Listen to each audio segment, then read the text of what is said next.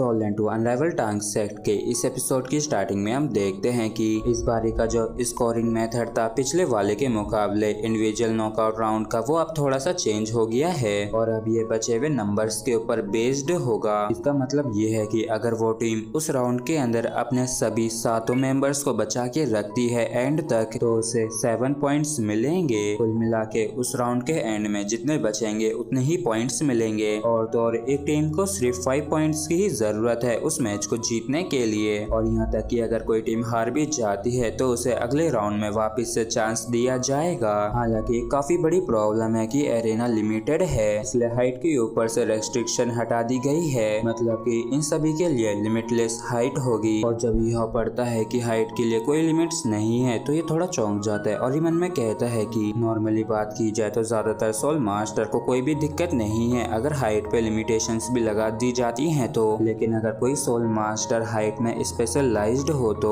Situation पूरी तरीके से बदल जाती है, क्योंकि 4 रिंग सोल मास्टर शायद ऊपर से भी अटैक कर सकता है, मतलब हवा में से। और उससे भी बढ़कर सन मून एम्पायर के पास वो सभी जरूरी टूल्स हैं जिनसे कि वो उड़ सकते हैं। मतलब कि इन रूल्स को इस तरीके से बनाया गया है जिससे कि सन मून एम्पायर को फेवर करें और तो वो टूर्नामेंट के अंदर एडवांटेज में रहे। और तभी कोई इनका गेट खटखटाता है तो वांग डोंग पूछता है कि कौन है। दूसरी साइड वाला पर्सन कहता है कि ये मैं जियो जियो हूँ। तो ये दोनों ही खुश होते हुए कहते हैं कि जितना हमने एक्सपेक्ट किया था प्रिंसेस उससे जल्दी आ गई हैं। और जैसे प्रिंसेस जियो जियो अंदर आती है तो यूहाओ इनसे कहता है कि प्रिंसेस आखिर ऐसी भी क्या बात है जो आपको इतनी जल्दी मुझसे मिलने के लिए आना पड़ा। तो जियो जियो कहती है कि हो यूहाओ आखिर तुम मुझसे ये क्यों पूछ रहे हो जबकि तुम पहले से ही इसकी वजह जानते हो। तो यह कहता है कि मैं जानता ही था कि आप पक्का यहाँ पे टूर्नामेंट के नए रूल्स बदल जाने की वजह से ही आई हैं। तो जियो जियो थोड़ी चौंकते हुए कहती कि क्या रूल्स चेंज हो गए। तो यह कहता है कि वैसे ज्यादा कुछ तो नहीं बदला है, उन्होंने बस हाइट रिस्ट्रिक्शंस हटा दी हैं और मुझे ऐसा लगता है कि इन्होंने इसे इसलिए चेंज किया है कि जिससे कि सन मून एम्पायर की टीम को एडवांटेज मिल सके। तो जियो जियो कहती है कि हाँ ये वास्तव में ऑर्डिनरी सोल मास्टर्स के लिए अनफेयर है लेकिन हमारे लिए नहीं, तो फिर क्यों हमें इस चीज की परवाह करनी चाहिए। तो यह कहता है कि लेकिन मुझे ऐसा लगता है कि कम से कम हमें इस चीज की कंप्लेन तो करनी चाहिए और मैं भी जानता हूँ कि इससे कोई भी मतलब नहीं निकलेगा लेकिन कम से कम हम उनके ऊपर थोड़ा प्रेशर तो डाल सकते हैं। तो जियो कहती है कि चलो इस बारे में हम बाद में बात करेंगे और मैं यहाँ पे ये कहने के लिए आई हूँ कि हमने तुम्हारे सोल गाइड को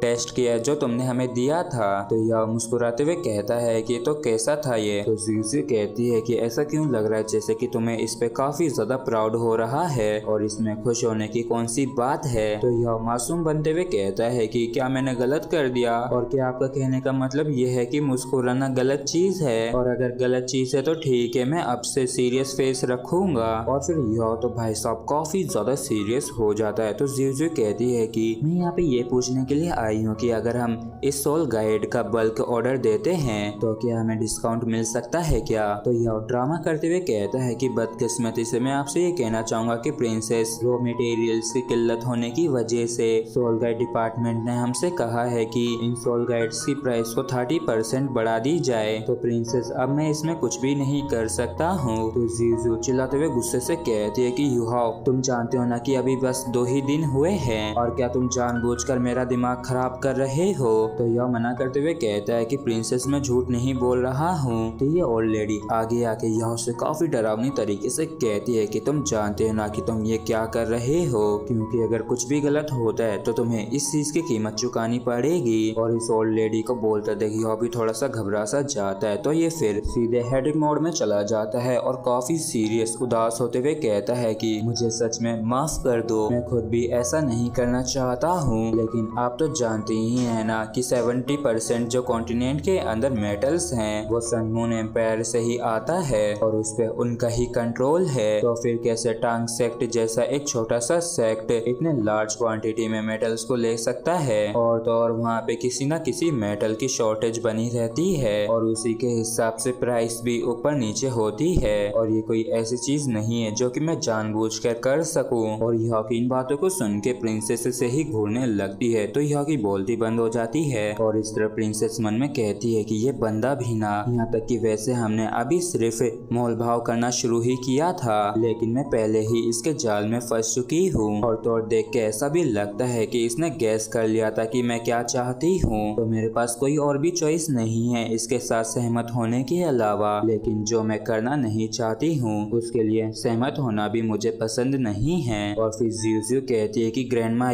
चलो यहाँ से चलते हैं। और इस बात को सुन के यह चौंक जाता है और कहता है कि क्या आप अचानक से यहाँ से क्यों जा रही हैं। और तभी बेल भी दोबारा से बज जाती है। तो जियोजियो कहती है कि आखिर तुमसे कौन मिलने आया है। और तभी बाहर से एक आवाज आती है कि हेलो, क्या हो यहाँ पे है। और यहाँ पे एक और लड़की आई होती है जिसे देख के प्रिंसेस जियोजियो के काफी तगड़े वाले होश उड़ जाते हैं। और हम देखते हैं कि यहाँ पे टोटल 3 जने आए होते हैं। इन्हें देख के वांग डोंग कहते हैं कि आप सभी ही यहाँ पे क्यों आए हैं। तो ये लड़की कहती है कि हमने उन आइटम्स को आजमाया है जो तुमने लास्ट टाइम हमें दिए थे, इसलिए हम यहाँ पे कॉर्पोरेशन को लेके डिस्कस करने के लिए आए हैं। तो वांग डोंग कहता है कि ओ ऐसा है क्या, तो अंदर आ जाओ प्लीज। और फिर ये तीनों भी अंदर आ जाते हैं। और ये जो गोल्डन हेयर वाली लड़की होती है ये जियोजियो को देख के काफी खुश हो जाती है और ये कहते हैं कि सिस्टर जियोजियो आप भी यहाँ पे क्यों हैं। और इस लड़की को देख के जियोजियो चौंक जाती है और कहती है कि वहीना काफी लंबे समय से देखा नहीं, कैसी हो तुम, क्या तुम भी यहाँ पे इसके साथ कोऑपरेट करने के लिए ही आई हो।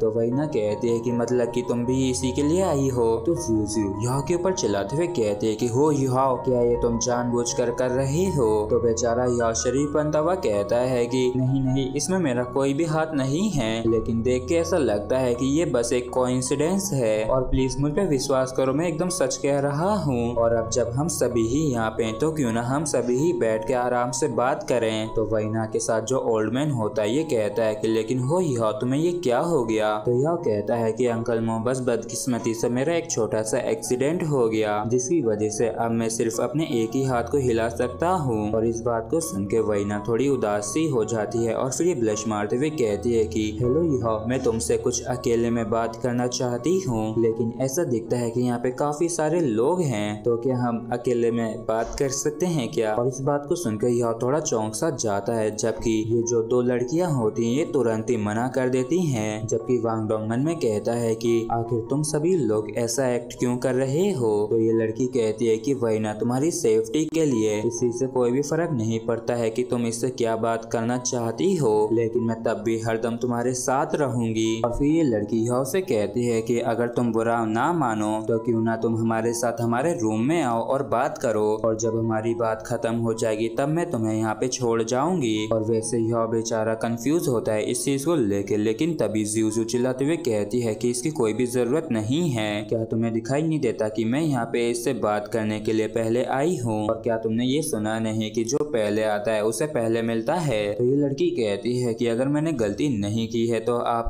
स्टारलो एम्पायर के प्रिंसेस जियोजियो होना, और जब हम यहाँ पे आए थे तब आप यहाँ से जाने के लिए तैयार थी और आप जा भी रही थी, तो इसका मतलब ये है कि आपका इसके साथ जो भी काम था वो खत्म हो गया था, तो अब हमारी बारी है। और इस पे वहीना तो कुछ भी नहीं कहती है, जबकि ये दोनों यह से कहते हैं कि तो हो यह तुम्हें क्या लगता है कि अब हमें क्या करना चाहिए। तो यह इन सबसे अनजान बनता हुआ कहता है कि मैं नहीं जानता कि यहाँ पे क्या चल रहा है। तो जियोजियो कहती है कि ये बेवकूफों जैसी हरकतें करना बंद करो, और मैं उस प्राइस के लिए सहमत हूँ जो तुमने पहले बताई थी, तो तुम्हें भी अपने वादे पे अंत तक कायम रहने की जरूरत है। मतलब कि अब से तुम हमें टॉप प्रायोरिटी दोगे, और अगर तुम्हें मार्केट से रेयर मेटल्स नहीं मिलते हैं तो मैं उन्हें भी तुम्हें प्रोवाइड करवा सकती हूँ। और इसकी इन सारी बातों को वहीना चुपचाप सुन रही होती है, और फिर ये कहती है कि हो जो तुमने पहले हमें प्राइस बताई थी, तो हमारा हेवन डुओ एम्पायर 10% ज्यादा प्राइस देने के लिए तैयार है, तो क्या तुम हमें टॉप प्रायोरिटी दे सकते हो। और इस चीज को सुन के जियोजियो काफी हैरान होती है, और ये वहीना के पर चिल्लाते हुए कहती है कि वहीना आखिर तुम ये क्यों कर रही हो।